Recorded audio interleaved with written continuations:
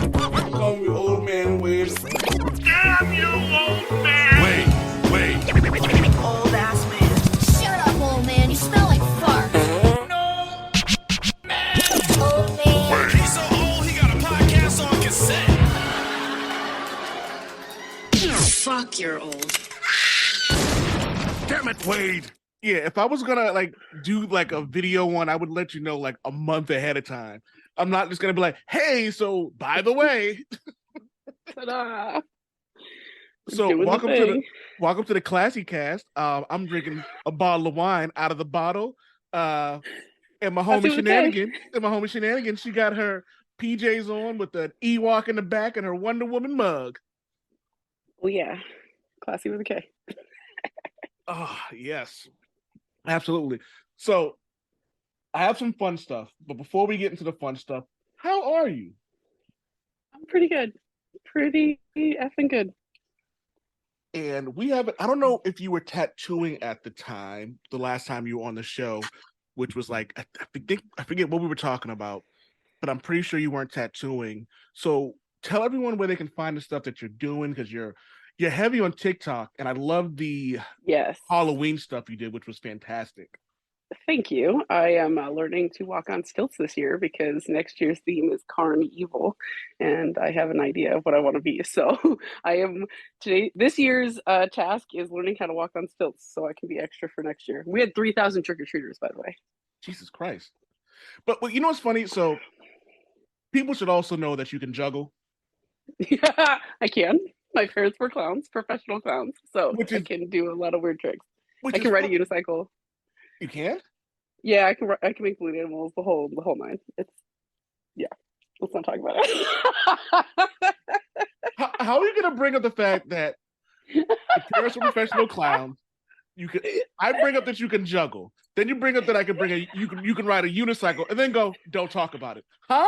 It's so embarrassing. How? You don't understand. No, it's so embarrassing because I was the kid, like I'd go to school and the kids would be like, oh my God, was that your dad riding the unicycle? I saw him. I'm like, yeah, that was my dad riding the unicycle around town. No, fuck them kids. Fuck those kids. Like what I'm on a bit money now that they're like, I wish my dad rode a unicycle. I would bet money that all those kids who talked all that shit wishes their dad could ride a motorcycle. Like my dad is, I'm not sure if he's a janitor or a custodian. I can't remember which one he is. But I was like, quote unquote, I was embarrassed by it. But I got older and I'm like, he brought in a lot of fucking money, like being a custodian and all that stuff. Yeah, we were really poor and they used to clown on the weekends at the zoo because my father worked at the zoo as well, and so they would just make extra cash on the weekends by clowning, making balloon animals, juggling, that kind of stuff, and bringing in cash. So you do what you gotta do. But that's another thing though. That's another thing to be proud of. Like just the fact that they would hustle like that, because some people don't. Some people just like, fuck it, what's the worst that could happen? You know what I mean? Right. And they worked for it because they had 4 mouths to feed. So you do what you gotta do. For real. But now I understand why you get the hustle you do, because even when it's just like the Comicopia stuff and making, because I remember before I went to Comicopia, like, yeah, they had their business, but like when you really went in there, became a manager and started bringing in more clientele and different kind of clientele, like the average person can't do that. We started the tradition of marching in pride, and then we did the 24-hour comics day events, and we expanded that. I have no chill. And yeah, but you know what I mean? And you could probably trace that directly back to your parents. And I think that is so damn cool. Like honestly, but yeah. So so the hustle now is tattooing. I actually, again, because I don't know how to not be extra, like I don't have enough on my plate right now. Generally I book about 3 months out for my tattoos. I pierce as well, and I just fit the piercings and around the tattoos where I have time. But a friend of mine, niece wants tattoos, but she's 10. Okay, and so we're getting together. I've been looking into that ink box stuff, which is it's basically like henna, it's just not henna. Yeah. But it's got a developer patch. But it's like like you can draw it on and the tattoo stays for a couple of weeks. So we're gonna have her come into the shop. I'm gonna, shave her arm, put the stencil on, do like the whole nine, show her what it's gonna be like when she gets it, talk about how, how the tattoo is gonna feel and things like that. And then I'm gonna give her a temporary tattoo, and do that. So I'm thinking I want to make a TikTok about it and kind of have that as an option for people who want a tattoo but aren't sure if they want that placement or if they don't want that permanence. I can give them something to have for like, a couple of weeks to see if they like it, or for people who have sensory issues, Oh, or you know what I mean, who want the look of it but not for forever. I think this would be a good option. So I'm trying it out on myself first. I just got my pen in last week, so I'm gonna try it out on myself first to make sure it's all vegan, and I just want to make sure I'm the person that has all the allergies. So if I don't have an allergic reaction to it, everyone should be good to go. But I'm gonna test it out on myself first before I do it for anybody else. But I love the idea that she's not tamping down her niece's excitement over something like this, but it's trying to foster it, but in a safe way, show her what it's actually going to be like, and you know, give her the experience without giving her the experience because she's too young. So I thought that was kind of cool. So that's what I'm doing right now. it's super dope. Like, especially like a 10-year-old, you go to school and be like, I got a tattoo, and even if it's gonna be gone in a couple of weeks, like Mm-hmm. it's kind of dope. Like, it's especially with things are leaving social norms now. Like, I was having a conversation with someone about marriage, and we were discussing like, well, so why did me and my wife get married? And there was a lot that went into it. Like, obviously there's the love, but like we didn't need a piece of paper or the government intruding in our relationship to say that, Same friend. yeah, like to say that we loved each other. But we did it, and a lot of it had to do with, if something was to happen to me, my wife um makes the decision. So that was the legal part of it. Like, you know what I mean? Um, but overall, like, it was really just a celebration of our love. Now, we didn't get married in a church. We got married at a farm. We Side of a mountain. Yeah, and it's so cool because like those are the like real memorable ones. And I'm seeing more of that now. More people are doing it outside. More people are having weddings or smaller weddings in places that are private and intimate. And this wasn't like this 30 years ago. Now you have tattoos. I remember when, again, me and my wife first started dating, she had to hide the couple of tattoos that she had with a band-aid because she worked at a hospital. They just raised the restrictions at Ball State, and we've been tattooing nurses for years, but we got a huge influx a couple of years ago because they finally lifted the restrictions on visible tattoos for nursing. But I Exactly. think that I heard that I heard it's 86% of 18 to 46-year-olds are pierced and tattooed now, so it's not nearly as taboo and strange and as it was. And it also isn't under the table, it's all regulated now. You've Yeah, got the health department involved, you know what I mean? It's not what it was. So that exactly. negative connotation that you're a gangster or you're seedy or you're this or that, I think it's all bull anyway. Exactly. And so that's what I'm loving about a lot of these norms, and that they just don't really exist anymore. And over the last, I want to say 5 years, I've met more than a few polyamorous people, and learning about like, like the idea that sex doesn't have doesn't need to have anything to do with love. It can be infatuation, it can be lust, it can be all sorts of things. You can be attracted to more than one people, you can be in love with more than one person. But even Well, with if poly you yeah, I'm sorry, but if you say sex is part of the equation, that completely erases asexual people, people who are gray, people who are aromantic. Like if you're just saying that, you know what I mean? Like it's Yes, just exactly. But see, and there you go, there's more to it than that. And the idea that even with polyamory there are rules. Like, you know what I mean? I forget who said it to me, but there was like, you can cheat in a polyamorous relationship if you oh, you don't could follow. absolutely cheat. Like the idea that you can't is silly because it's still a relationship. You still have, every relationship has a structure, right? Whether it's a kinky relationship, a vanilla relationship, there are still structures in place. There is agreed upon, um uh it's agreed upon respect, right? There's, I mean, I know there's the assumption in a lot of relationships as well that, like, oh, we're talking, so you're not talking with other people. I do think that that needs to be verbalized and clarified, but there are still assumptions that, you know, either this is just with between us or whatever. And I think there's a difference between open relationships, swinging, and polyamory, but a lot of those times those things overlap. But when you're poly, it's multiple relationships, right? So it's multiple people that you are involved with in a romantic capacity, whatever that looks like for you. But if anyone lies, you can absolutely still lie and cheat. Yeah. Even in that same structure.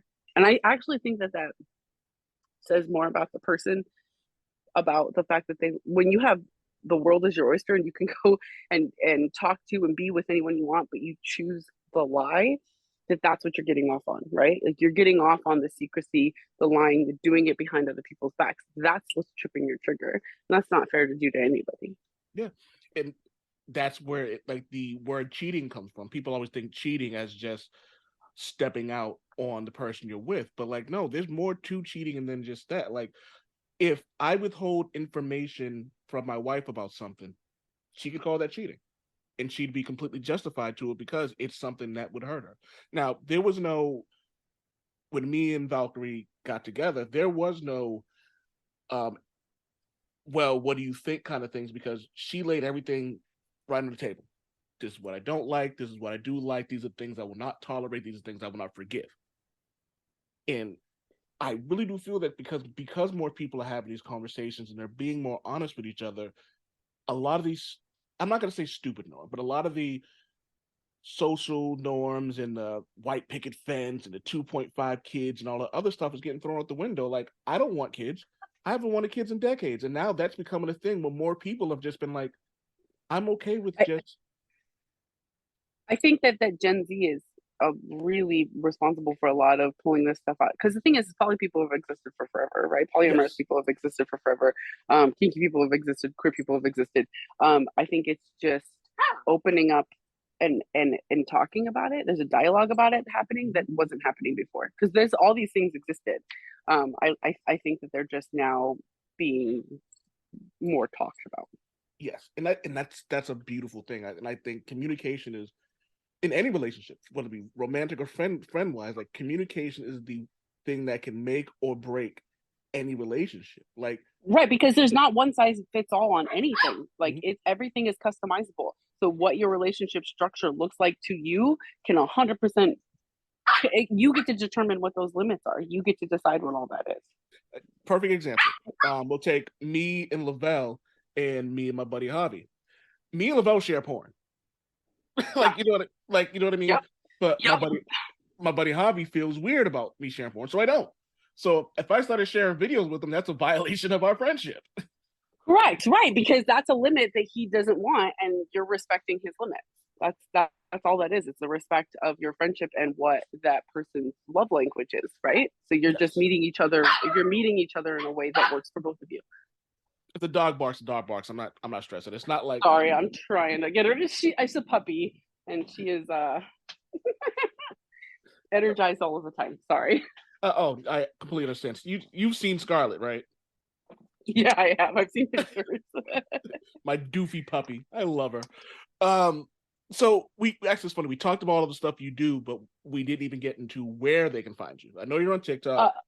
Yes, Shananagins Creations on basically everything.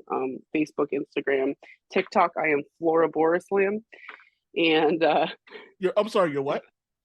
Flora Borislam. If you type in Flora Borislam, I come up. It also says Shenanigans on there, but okay. Yeah. Like, no, I've seen the videos, and like that. I'm not gonna lie. That one with the spider with the eyes.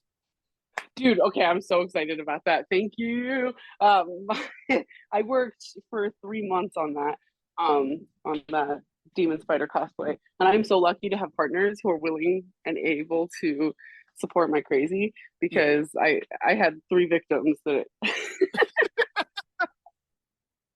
was awesome. I worked really hard on that cosplay, but I made those eyeballs. It was months. It was months in the making.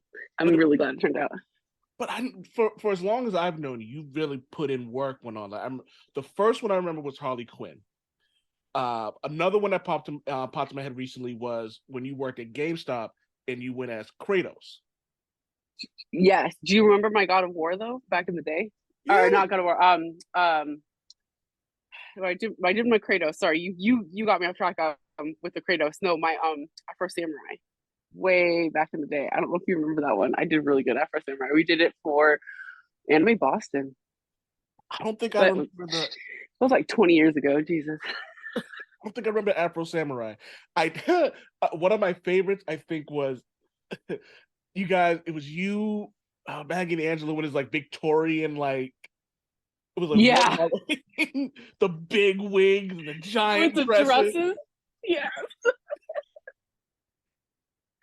I love my cosplay. Okay, I'll go hard for costume. It was so funny because we go to Virginia every year to go be actors at my friend's house because the guys who did Universal Horror Nights made the facade for their house. It turns their whole house into like a haunted mansion, and we're actors in their yard. I literally drive to Virginia every year just to go be an actor in their yard. But they also have a Halloween party. So that spider costume or creation that I made, I was like, I would have done this anyway just for the pictures. The fact that I have a party to go to afterwards makes it even better. Oh yeah, that's fucking dope. So before we get into the reason that I wanted you to do the show, we were supposed to record last week. Yes. And as we were talking, we had this conversation about the either or, and I do these sometimes, but this particular either or involves the person you'd have sex with and where you'd have sex with them. Right. You upped it up. You rose the bar here. So I got bored last night at work and I have 8 of them. Okay. All right. I was sitting at work and I was like, you know what? Fuck it. All right, here we go. Would you rather have sex with Storm in the sky over the Bahamas or Wonder Woman on a tree in Themyscira? Okay. Themyscira means more women, which is awesome. But I'm allergic to trees, so Storm. Okay. I'm gonna have to go because I've always wanted to have like 0G like gravity sex, so I'm gonna say Storm in the air. Namor in Atlantis or Thor in Asgard. Oh, just for the record, I actually made sure to put this in there. Pegging is an option with every guy. Oh, perfect. Okay, yeah, Namor. I'm gonna peg the shit out of Namor. Let's do that. I am so down. I wonder if I can call this episode Pegging Namor. Lestat in a coffin in New Orleans or Vampira in a tomb in New Orleans? Vampira, 100%. Ben Grimm in the Baxter Building or Johnny Storm in a nightclub? Nightclubs are gross. Grim. You know what's funny? I knew you were gonna say nightclubs are gross, but I wasn't sure if that was gonna be a good thing or a bad thing.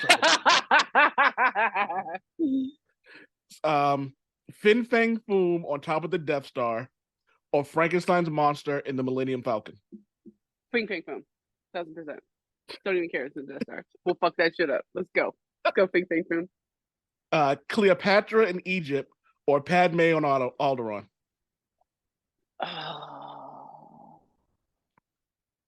I do want to see Alderaan, but I will be a footstool for Cleopatra, so it's gonna be Cleopatra. Yo, can I tell you? I just found out the term "step on me, queen." So I didn't know. I didn't know this phrase existed, and I was recorded with a homie of mine, and she called Emma Frost the "step on me, queen," and I was like, "What?" And she didn't even have to explain what it meant because as soon as she said it, I was like, "Got it." Mm-hmm. You know how people are like, "Mommy, sorry, mommy, sorry." Yeah, step on me, queen. Yep. Uh-huh. This one I thought might be the most difficult, but I kind of realized it'll probably be the easiest. Okoye in front of the Dora Milaje in Wakanda, or Emma Frost in the Danger Nope. Room. Fuck Emma. Sorry. No. No. Step on me, queen. Listen. Smash my head. Use me in any way. I will gladly sacrifice my life for those beautiful women. No. Nope. Yeah, nope. Dora Milaje. 100,000%. All right, so Please and thank you. So let me switch it up then. So what if it's Domino from Deadpool 2 in front of the Dora Milaje, or Okoye in the Danger Room in front of Jean Grey in Storm? An audience? Okay. Am I just Okoye slut in this situation, or am I topping Domino is the real question. And this is hard for my switchy brain right now. Because in front of the Dora Milaje, I feel like I'm gonna have to perform. But if I can just be a bottom pillow princess for Okoye, then damn it. Can I have both? Can I have both? I will allow it. Thank you. And I should have saved that one for last. This one's so Morticia Adams in a haunted mansion, or Laura Croft in a tomb. Oh, Morticia. 1,000% Morticia. Oh, you know it's gonna be weird and fun. Oh yeah. No, I am. Torture me, please. Like you come home, there's like a bed of like roses with the heads cut off, and yes, like on a bed of nails. I'm here for it. Let's go. You know, oh my god, did you watch Wednesday? Sweet blood play. Oh yeah, marathon that crap. So I thought it was about before I went in, Valkyrie goes, "Hey, the Wednesday show's out." I'm like, "Word." And so we're talking about it. I go, "Wait, I thought it was like adult Wednesday Addams with a kid." And she goes, "No, it's about a new age Wednesday Addams." It may have been my favorite show of the year. I know, and it makes me angry that it's so good because of how problematic Tim Burton is and how much he doesn't like Black people. And of course, your antagonist is a Black woman, and her mom sucks balls too. So I was a little bit salty about that. But I'm with you. I loved it. The only person I didn't think portrayed the characters well was Catherine Zeta-Jones as Morticia. She always read as Catherine Zeta-Jones to me. Like I never fell into her character. And when an actor pulls me out and I don't like, I see the actor and not the character, that always is like a detractor for me. Yes. I just only saw her as Catherine Zeta-Jones. But other than that, like I really liked it. I really liked the choices they made. I liked how sarcastic it was. Yes. I liked the setting that they did, like the set choices, and I just really thought it was well done. The little nods for fans, like the double snap, when they ring the bell in the coffee shop and you rang, like all that little stuff, like was really well done, I thought. And I didn't realize that they even went as far as the dude they picked, I can never remember his name, who played Gomez, looks more like the original comic book character than it did that. And I didn't realize it because she was like, no, this is what he looked like originally, and I was like, no, the TV series. She was like, no, it was a comic. No, yes. So I looked it up. I was like, okay. It was also created to be the antithesis of all of the shows at the time, all of the like the rom-coms and the sitcoms with the family dynamic. This was created to be the exact opposite of that. So you notice it's a husband and wife who desperately are madly in love with each other, because most sitcom marriages, the couples hate each other, right? That it was like, you know, a dark mansion and the kids were kooky versus like your, you know, football playing son and your cheerleader daughter. The whole thing was supposed to be like a flip on its head of like, it's a counterculture thing. And I still will say to this day, Morticia and Gomez are the healthiest on-screen couple that show a positive open BDSM dynamic ever to date. Like they are couple goals. I think that they show positive masculinity in Gomez, especially in the 90s Adam's family and Adam's family values. You'll notice when Gomez has problems with his brother Fester, instead of taking it out on his family, he goes downstairs and plays with his trains and processes emotions. And like, Yes. you know what I mean? Like, he goes and he does it in a safe, healthy way. He does it, it's destructive because he's playing with trains and he's blowing stuff up, but he doesn't take it out on his family. He goes and recognizes that there's something going on with himself. He goes and seeks therapy, and he processes his stuff without taking it on his family. Like, they are literally the antithesis of your standard model of, you know, I hate my ball and chain, you know? Yeah. And I think we need more of that. Absolutely. There's no way that I'm glad that people are getting away from the Joker Harley Quinn relationship goals, because it's never actually been relationship goals. Morticia and Gomez have always been there. And one of the things I loved about their relationship is how you never really seen Gomez frown ever.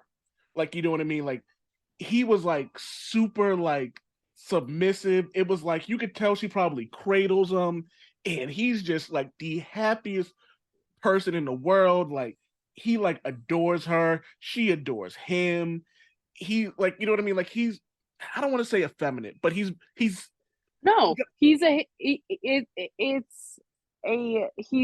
not emasculated by her strength. Yes. And I'm noticing this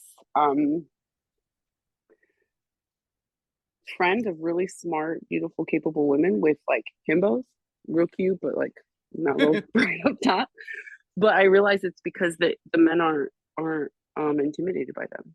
They just worship them, right? Like, they're not challenged by their intelligence and their strength.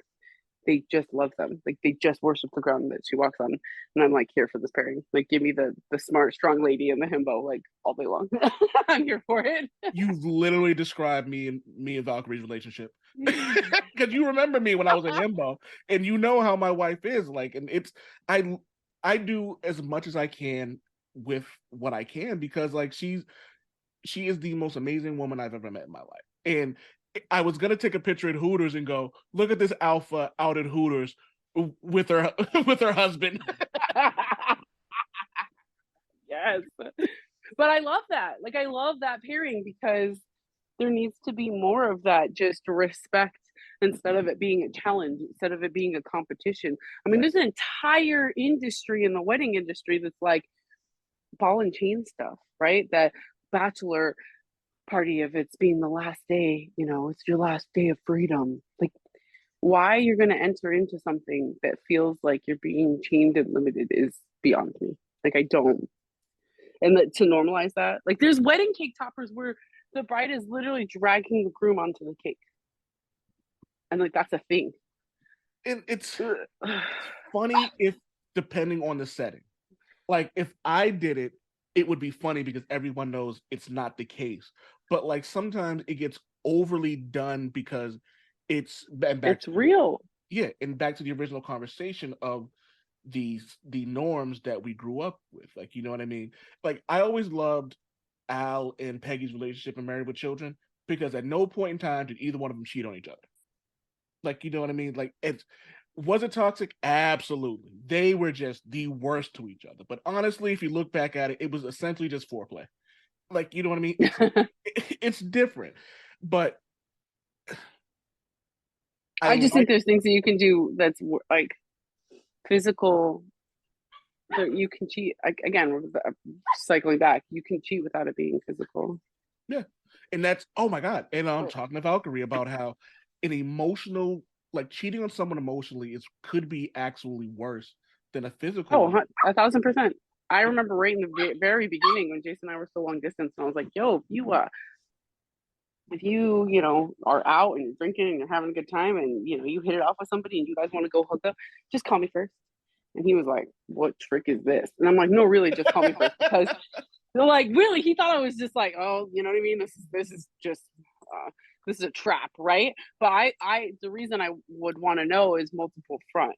one, it makes sure that I am aware of what's going on with him, but also if you call me first, I can tell how drunk you are, how safe you're going to be. Do you guys have condoms? How inebriated is he? Is consent going to actually happen? Like, you know what I mean? Like, it's more than just, hey, I want to be tuned in and make sure I know that you're being safe, but like, I really do want to make sure that you're being safe. It's not, because I get it. Physical attraction happens. You know what I mean? Like, I understand that, but I just want to be informed. Yeah. It's all about not lying, but everybody has their own limits, right? Exactly. Like for example, like Valkyrie doesn't mind if I go to the strip clubs. Like I don't, but I'm also not there once a month anymore. I'm not there. Hell, if I go twice a year, I'm shocked. But she also goes with me sometimes. Like, you know what I mean? Depending, like, so I remember at my bachelor party, it was funny as hell. Everyone's out doing something, and I'm in the corner texting her.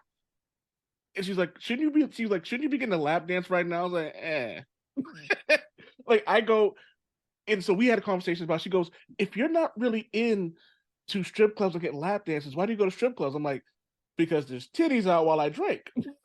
That's what it is. If you're going for the view. Yeah, I'm going for the view, and I end up tipping the bar. There's no way the bartender doesn't easily get $50 just from me alone. Not even the table. Like, she gets $50 from me alone. I spend more at the bar than the actual stripper. So, but that's what it is. All right. So let me start off by saying this. A month and a half ago, Valkyrie and I get a text from her niece, and she goes, have you seen Interview with a Vampire? Now she's about 12 years younger than us, I want to say. So we're thinking, I'm thinking she's talking about the movie, and I'm like, yeah, of course I've seen it. And then Valkyrie goes, no, apparently there's a show on AMC, and I go, I don't have AMC. I'm not watching commercials. I don't watch TV like a peasant. What is wrong with you? So, my grandmother then said something to me about it, and she was like, it's a whole new take on this. They keep some of the original of the movie and add it to the show. So I get AMC, and I couldn't believe how good this show was. Finally finished the show. I was kind of mad that it was only like 8 episodes or something like that, because I wanted it. I was like, can we just if you get AMC through Prime, right? Like if you get it through your Prime, like you buy it on, Amazon, you get AMC Plus. AMC owns IFC and Shudder. So you don't have to pay for those streaming services separately. You get all of it in one with AMC Plus. Oh yeah, I have AMC Plus. I have the app. Right. So you get all of it. But that means you get all of Shudder's content too, which is a horror streaming service, and their content is fire. So anybody who's even on the fence with AMC Plus, you get all of Shudder's content. So if you even kind of like horror, I have a list of movies that I've already seen this year that have been phenomenal. Send that list over, because I have it. I was debating on keeping it or not, but no, keep it, because it's the Shudder content alone. Yep. Because I bought it for Interview with the Vampire, and Jason was like, another streaming service, and I'm like, no, and the fact that we get all of the Shudder content with it, it's worth it. Trust. So, dude, I have a list. I got you.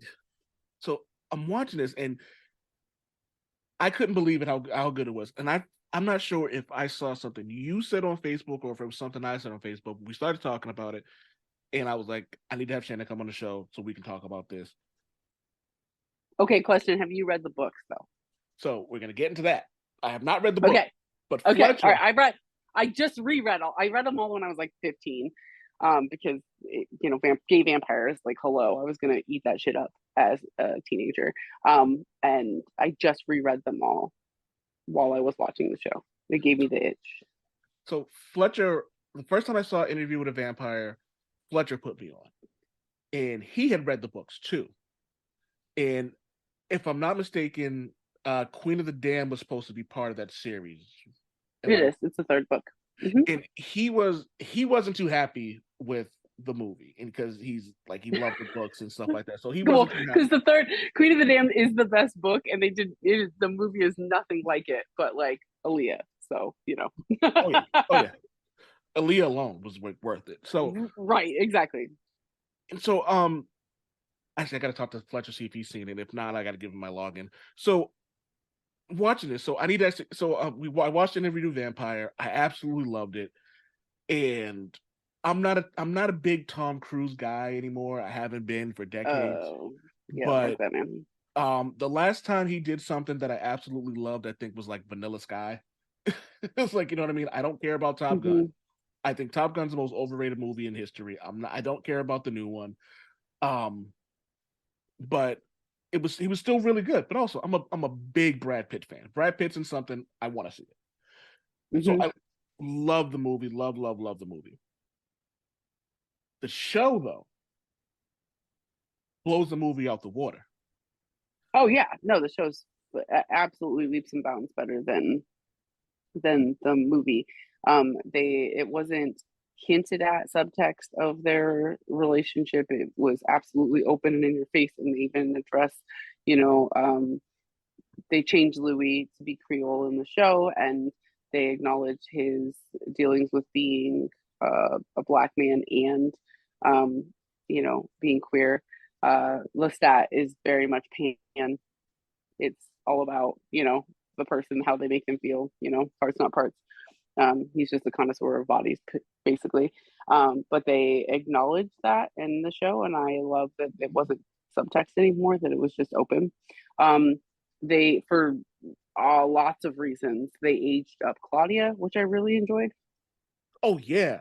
I Because loved what they did with her. Like she was just like, oh my god, possibly my favorite part of the series so far was the last chess match she had, and she was like, "I'm tired, I'm gonna go to sleep." And Lestat lost his shit, and she was like, ah. And I was like, yo, it, I couldn't believe. I'm sorry. Go ahead. We'll get to that. no, I agree. She is a phenomenal character. I think that the whole thing with Claudia's arc is that she's a child vampire, right? Yeah, And I think that choosing to have a vampire be a teenager, which means she's stuck in perpetual puberty, right? yeah. For all of eternity, was a very smart move because you could not, in the book, she's 5. Oh my god. Yeah. In the book, she's a literal child. So there's no way that they could have done that um, in the show. I think the movie did a good job with Kirsten Dunst at the time because it made people uncomfortable because it was, people see the sucking of blood in like a sexual light. So to see it from coming from a child gave people really confusing emotions, and I think that that played well. But I thought that aging her up made it so that the actor could stay in the show longer, have if they choose to, but without her aging, like the kids in Stranger Things are doing, um, or and and it makes it a lot less gross. I mean, you still get the core of the problem of this, too young vampire being made as a crux to try and fix a broken abusive relationship. I think you still got all of that across without having her be an actual child. But I think you still get the meat of it, like the meaning behind it and why it's important character and arc in the book and the show. I think that they accomplished really well, and I don't think it detracts from the show having Louis be Creole as well. I think it added to it. I think it added layers. I love that they show his family. Yes. So he's not just another two-dimensional black character that has no background. That's like, oh, it's the quippy friends that you never see anything about. They just show up and give one-liners. You know what I mean? Like, Yeah. it was more fleshed out and real, and I appreciated that.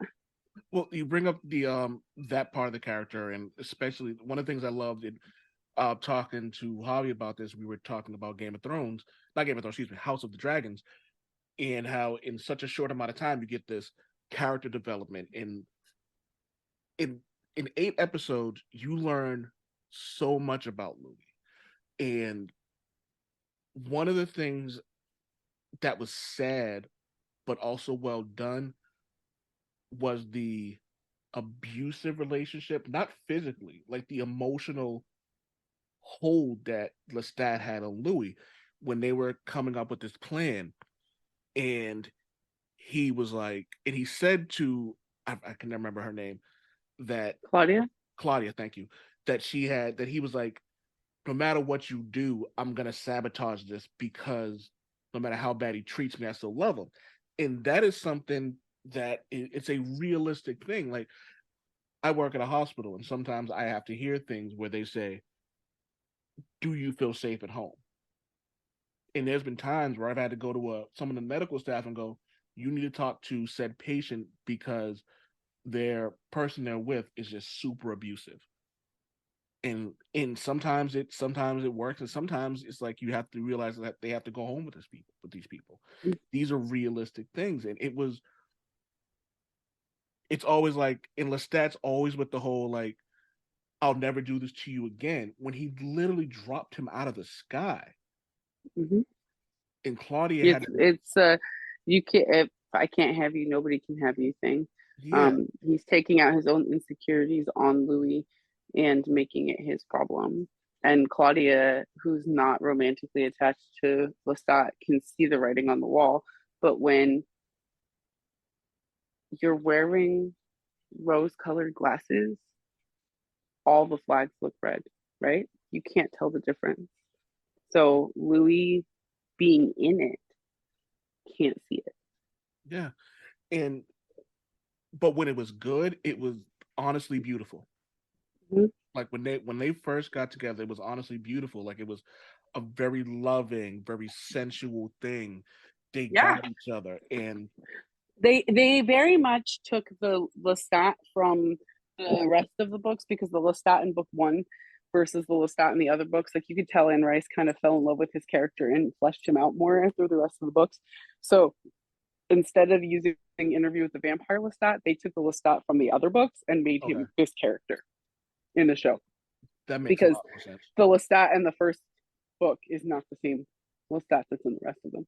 So, how did it compare to the books? Like, did you enjoy it as much? Like, were there some things that you just didn't like, or did you just completely enjoy everything that you were seeing? I completely enjoyed it because I'm a comic book fan, man. You can't go into a movie and expect your comic book, or you're gonna hate everything, right? That's It's true. got to be a what if, right? It's a what if. It's an alternate universe. So I just consider it a cinematic universe, or I consider it so that I can enjoy it without picking it apart. So I can appreciate the things that they did add that were from the book, that I think is going to help the story. But I also enjoyed the different twists. I loved the interviewer being an old man with Parkinson's. Like, that's brilliant. I loved him being an old man with Parkinson's. Like, I loved the growth in both of their characters from the first interview into this new one. Like, I absolutely loved that this grizzled old man sees Louis and calls him out on his bullshit every How step of the way. great was that? Every step, every time Louis said some fuck shit, he was like, "Hold on." And the dude who plays it, his name is Eric Bogosian. I loved him. Like, his voice added so much to the interview. And I'm listening, like, it's almost like the perfect radio interview voice. And when anytime he said some fuck shit, like when he started reading the diaries from Claudia and he was asking questions, he pushed Louis to the exact limit because he knew if he asked one more question, he was gonna die. But because of his illness, he didn't give a shit. He was like, Nope. like no wife, his kid. I don't know if his kids talk to him or not, but I kind of feel like that's a thing. But like he was just like, I don't have anything left. Like, and I think he might have said, "What are you gonna do? Kill me?" And it was like, He's I dying love, already. Like, who yeah, cares? it was absolutely fearless, and I don't know if it would have come off as well if he didn't have an illness that made him fearless. Because being fearless was something to lose. I don't know if it has that same effect. Yeah, no, you're right. And I think I like the choice. I find it interesting because I was very in the book later on, um, Armand and David become really close. And Armand and David like travel the world together, and then eventually Armand changes David, the interviewer, into a Okay. vampire. So I thought it was a very interesting choice to have David be so old. And then there's the big reveal at the end of the season. So I was like, ooh, now I can't wait to see what they're going to do with this character. So, like, as a fan of the books, I am very here for these choices that they're making because Yeah. I am excited and engaged in a story that I know because I can't wait to see it being told from a different person's perspective. Yeah. Like that twist of Armand at the end. I was like, okay, he's probably a vampire. Like that much I kind of assumed when they showed the flashback of him in the 80s. But then when they said who he was, I went, wait. And again, Valkyrie knowing this stuff, she goes, you didn't pick up on that? I'm like, is that Antonio Banderas' character? She goes, yes. I go, holy shit, this is great. Like, you know what I mean? Like, and it's like, and then they end it like that. I'm like, oh, fuck you guys. Of course it did. Of course it did. But it was great because they brought another key player in right at the end and in a different way. And Armand was in love with Louis as well. So it's a very Oh yeah. Louis the most human vampire. He's like so, and he never kind of comes to grips with it. Like he's just so human. Where the other vampires are very much vampire. So I find he's kind of that just like X factor, you know? Yeah. And I can't. So I say Wednesday, but Interview with a Vampire may be the best show that I've seen this year. But they're kind of neck and neck, and it's funny because they're both very dark shows. You know what I mean? Mm-hmm. But with Interview with a Vampire, it was like bloody. Like I text Lavelle. They had to have all that blood. And like you wouldn't in going in, but you know what? AMC does have Walking Dead, Breaking Bad. They're good for like things like that. But I wasn't expecting like so much blood. Like at the end, How are you not expecting that much blood? Oh, I was expecting buckets of blood. Like, oh, I was happy. I was like, oh, we're going there. Okay, cool. It was because a lot of shows they water things down. Like so, unless it's like on Amazon or like HBO Max, like I don't know what to expect from certain things, and I didn't think that they were going to go as hard as they did with this because they could do the vampire thing where it's like they bite a neck, but it's not like gushing blood. But with this, it was just like they're going like that's what it is, and I didn't realize like okay, Bram Stoker's Dracula is my favorite Dracula. Anything that involves a vampire, Bram Stoker's my favorite. And my uncle pointed out to me that it's more of a love story than anything else. Yeah, Bram Stoker's Dracula is absolutely a love story. So and it's very monster fucker. It is very monster fucker. Dude, he fucking fucks Lucy as a beast. Like it's straight up werewolf on human action in that movie. I'm glad you brought that up because I remember seeing it as a kid. And like I saw this movie when I was like 10 or some shit. It's so sexual. It's so sexual. And then when he as the wolf, no, you don't see me. Watching as an adult, I'm like, I watched this and I didn't have nightmares watching this shit. But Gary Oldman is brilliant, man. Brilliant in that movie. His acting is just God, he's brilliant anyway, but like man, that movie. He's so fucking good. Like and everyone poops on Keanu Reeves and it was fun to do it. But like he wasn't awful. He's just surrounded by a bunch of people that are just so fucking good that there's not really much you can do about that. No, and he played his naivete to a T though. Yeah. He was the naive, young, doesn't see the writing on the wall kid. Like he played it great. I thought he was fantastic as well. Shit, I love that movie. I love that movie. But I again, style choices changing and dictating with the characters. They made Claudia's first love, the first guy she got excited about, right? As like a growing, burgeoning woman, she murders on accident. That's the psychological ramifications of that for the rest of your life. The one guy who you thought saw you and you killed him on accident because you got horny and couldn't hold back because you're a young fledgling vampire and you drank him to death, like chef's kiss, guys. Like they had so many nuances. I freaking loved it. Yeah, like it was.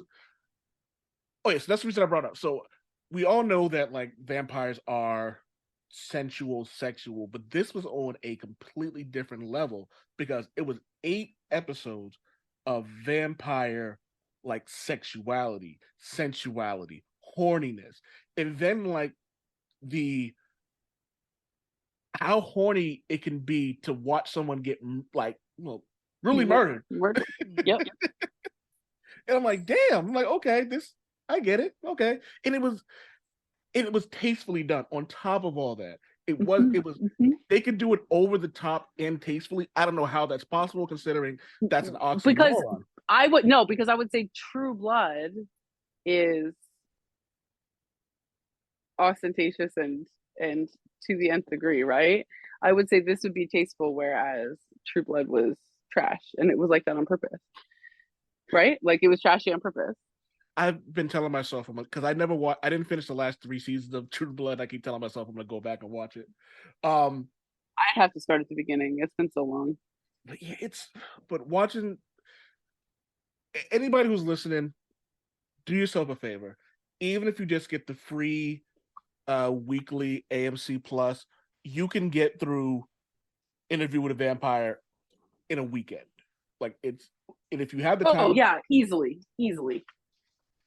and if you got the time, you won't stop watching it. Like it's that good. I suggest watching it at night just for the extra vibe, but Interview with a Vampire. Oh yeah, watching it at night would be even better. Yeah, just because it gives you ambiance. Yeah, so I'm happy with it. I loved it, and I honestly can't wait for season 2. I hope they do a season 2. If they don't, I will be writing a strongly worded tweet.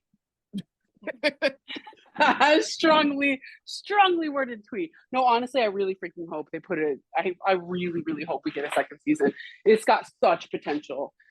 It opens up a whole new world too, because I mean, we're calling it Interview with the Vampire, but it doesn't have to stop after the end of the first book, because then comes in the Vampire Lestat, and the Vampire Lestat and Queen of the Damned are almost one book, to be honest with you. It's a continuing story. So the Vampire Lestat starts out with Lestat coming out of hibernation and starting his rock band, right? Because he's like obsessed with the century and kind of wants to out himself as a vampire and piss off all the other vampires. And he awakens the old gods. But that book is all about what happened in the past. So you get a whole bunch of people's history. You see where Lestat comes from. You see how Armand is made and how they come into being. You see all of that. And then Queen of the Damned happens, which is the consequences of his actions after he wakes up. So you now know all of the players and all of their backstories, so it all makes sense. So really, books 2 and 3 are like one long one, to be honest, and they can roll right into each other. Like you could just continue this if it does well enough, they could finish Interview with the Vampire and then just keep going.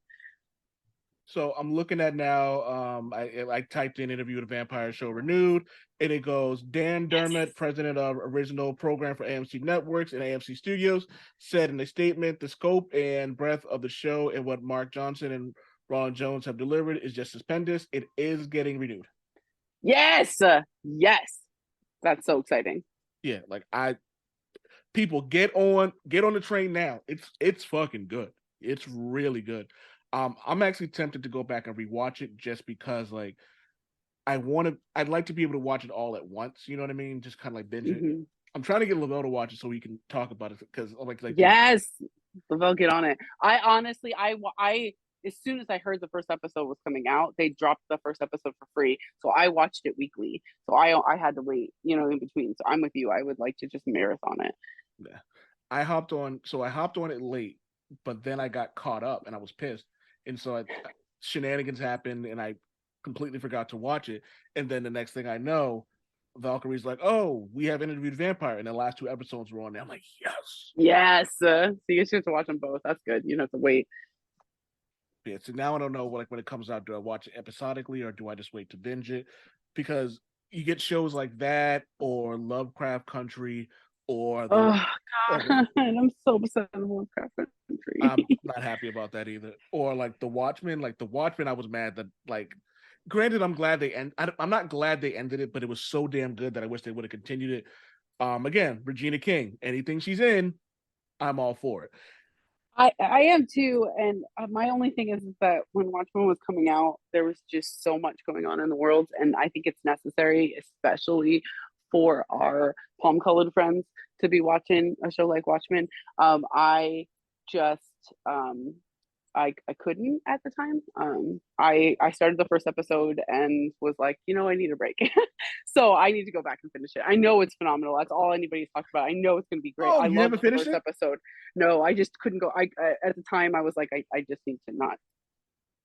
So So if you go back and watch it, I will go back and rewatch it with you, and we can do another episode on this. okay, Because I'm all for I'll like let you know. and I know Valkyrie's up to watching it again too, but like the Watchmen was really good. And I know some people were pissed and they was like, it doesn't. I'm like, yo, it's just look at it as an alternate reality, please. Just, Mhm. just Yeah, enjoy. that's again, you can't if you're a fan of anybody who reads, right, comic books or regular books, you Mhm. cannot go into seeing a movie and be like, oh my god, it's going to be my book, or you will be sorely disappointed. You have to think of it as an alternate universe or a different take on characters that you love, right? Yeah. And treat it as such, or you'll never enjoy a movie ever. Did you Ever. see the newest Black Panther? Yeah, today he came out. Okay. All right. Yeah. So I bring it up to say this. There are certain characters that are better in the movie than they are in the comic books. If not for Black Panther, Okoye would not be a character that you love in the comic book. Okoye had the power of the Iron Fist for about a month. That wouldn't happen if I don't want to. I'm not going to butcher. I'll just look it up.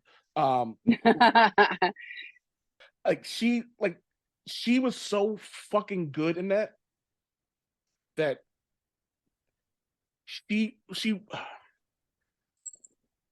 I'm getting flustered talking about how great she was. No, You, the acting in that movie is I I was not expecting to cry in the first 10 minutes, right? Was oh not yeah, expecting that, right? I cried 3 times in that damn movie, laughed like 20 minutes after I was crying.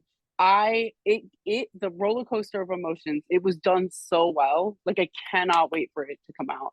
I don't buy movies anymore, but I will 100% own this one. so it's gonna be on Disney Plus, but I swear to you, I'm probably just gonna buy it just so I can have like the physical copy somewhere. Like Mhm. I have a Namor Funko Pop. Like as soon as Nice. I was like, yo, he's probably my favorite character in MCU right now. He was Okay, see, I didn't know he was in the movie. Okay, because I don't watch oh trailers. yeah. I don't watch trailers. So because I knew I was gonna watch it. So I managed to avoid that. So not only when Namor came on screen, I lost my mind. I was like probably the only person in the whole theater who straight up gasped because it was surprising. But I was like, oh my god, no. Oh my god, like holy crap, we're gonna get Namor in a movie. And then Ironheart, I lost my shit. I lost my whole shit. I had no idea.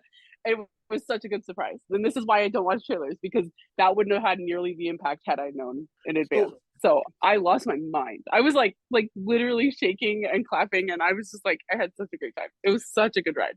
I'm jealous of that because I can't do that with certain things because I have to cover the stuff for writing. But first off, when he said his name was Namor, and I was like, no love. And then he explained why. I was like, yo, I couldn't, and he was just such a badass. Even as a 12-year-old kid burying his mom, he was basically Yep. like, we're not doing it. Yep. And so I teared up when the movie started. Oh, And then the Marvel logo came out, and it was and that's all when I together. broke. That's when the tear fell. I was like, eyes Yes. were already doing the water, and I was doing the big blink, right, trying not to cry. And then the Marvel logo came up, and it broke me. Yeah, Fucking broke me. Same. I was like, yo, what are y'all doing to me? So then I had tears of pure happiness when Ramana addressed the world. When she put her dick on the table and was like, here it is, y'all can suck it. Oh, You didn't think I didn't know about this little heist y'all were gonna try to do? When they opened the door and Okoye stepped out, I got fucking goosebumps. Because Honestly, Angela Bassett should be winning an award for this. she did give her everything, hands down. Give her everything. The other time I flat out teared up and like had tears coming out was when she goes, "Haven't I given up enough?" And I was like, "Yo, like you," because it wasn't just her talking about her son and her father. That was Angela Bassett talking about losing someone that she cared about. She lost Chadwick Boseman, so she was channeling actual emotions for that shit.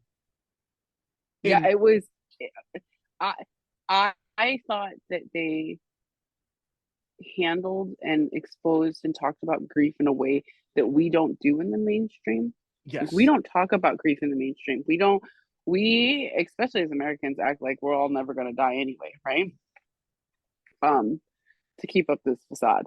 So I really appreciated that it wasn't just washed over, and that you basically had a whole movie about Shuri processing her grief, and that it's not cyclical, or that it's not linear, that they don't, oh, I'm going to go through this stage, the anger stage, and then I'm going to go through the resentment stage, and then I'm going to be through it and it'll be fine. That shit is cyclical. It comes fucking back, right? And I love that they addressed that and didn't gloss over it. And I thought that was really important, and I wasn't sure how they were going to do it. And again, I didn't watch any trailers, so I wasn't sure. I went in blind. I had no idea what the movie was going to be, and it exceeded all my expectations. Yeah, like he walked out that water, and he was the whole time. And so Valkyrie was like, "Wow, Namor's an arrogant ass." I go, "Oh, this is him toned down. He's a lot worse in the comic book." But Yeah. when he the way, so him and Shuri had this really like, y'all should just fucking get it over with chemistry the entire movie, no matter how much she hated everything that he did. She wanted to fuck him so bad, and he wanted to fuck her so bad. But there was a moment in that movie where Namor was Thanos level scary, when he flat out told Shuri, "If you don't let me kill her, I'm going to kill you and destroy." And all I could say to myself was, holy fuck. Like, they really, like, whoever created that particular scene, they knew, like, there's like, we don't want to have, Killmonger may have stolen the movie, and may have stolen the first movie. It's up to interpretation. I think it was Okoye, but that's just me. It seemed like they didn't want another situation like Killmonger, where you're kind of like, is he really the bad guy? Is he really not? But it's like, you get him trying to protect not Atlantis, because it's not Atlantis. You understand he wants to protect his kingdom, but you're like, you're gonna kill a college student, dude. You know what I mean? I know, and yeah, there is a little bit of the problematicness of the fact that it's like, you know, these two basic indigenous cultures pitting them against each other, but literally no one else on the globe could even step to Wakanda. No. So that was the only way to actually even have there be stakes was to have it be Namor. Yeah. Because otherwise there would have been no stakes. There would have been no fear. There would have been no drama of, oh, you know, something could actually happen to them. Because literally no other civilization could step to Wakanda. Yeah, the Tola Kanil. The Tola Kanil is the name of the underwater kingdom of Tolakan, and my super American ass can't pronounce anything. Kukan is Namor, and I refuse to call him Namor. It's Namor. I don't care how. Namor. That's how he's pronouncing it, Namor. Like all right, that's how we'll do it. Yeah, his mama name is Clay. I'm gonna call him Clay.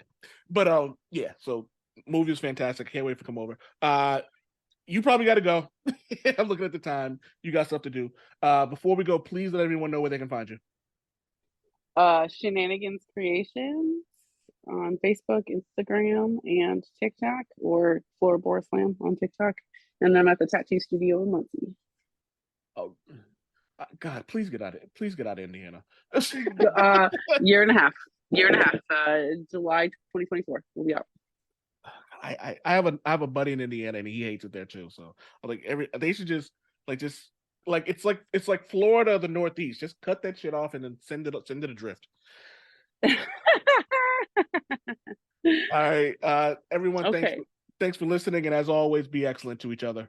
Peace. Damn it, Wade.